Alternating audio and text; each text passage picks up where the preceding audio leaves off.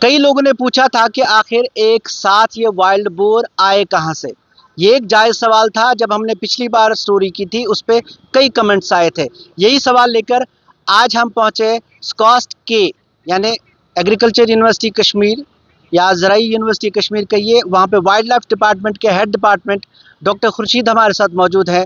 Doctor صاحب، سوال جو پچھلی بار بھی پوچھا گیا تھا کہ ایک ساتھ کیسے ایک دم سے لگا جیسے کہیں سے زمین سے پھوٹ پڑے یہ وائلڈ بور ہر طرف.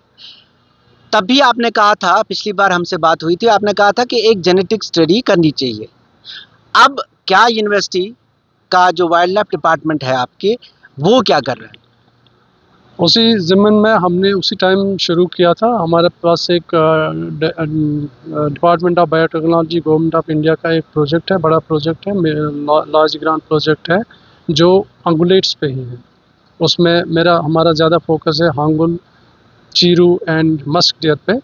بٹ اس کے ساتھ ساتھ ہم نے اس پہ بھی کام کرنا شروع کر دیا. جینیٹیکلی ہم پروو کرنا چاہتے ہیں کہ ان کا ریلیٹڈنس جینیٹیکلی مین پاپولیشن سے ہے، جو جموں کی پاپولیشن ہے یا مین لینڈ جو انڈیا کا ہے اس میں اس کے ساتھ ہے، یا ان کا کوئی ریلیٹڈنس جو other side of the Kashmir وہاں پہ ہے، کنٹرول لائن کے اس پار سے ہے.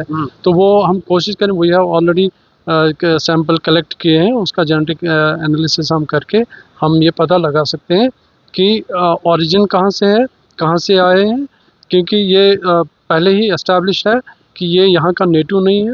یہ مہاراجہ کے ٹائم پہ مہاراجہ گلاب سنگھ نے ان کو انٹروڈیوس کیا تھا یہاں پہ داچی گام میں، اور پھر داچی گام کے ایڈجوائننگ ایریاز میں.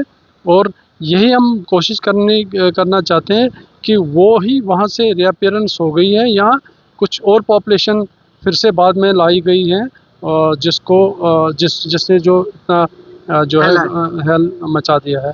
تو وہ جینیٹیکلی ہم پروو کریں گے.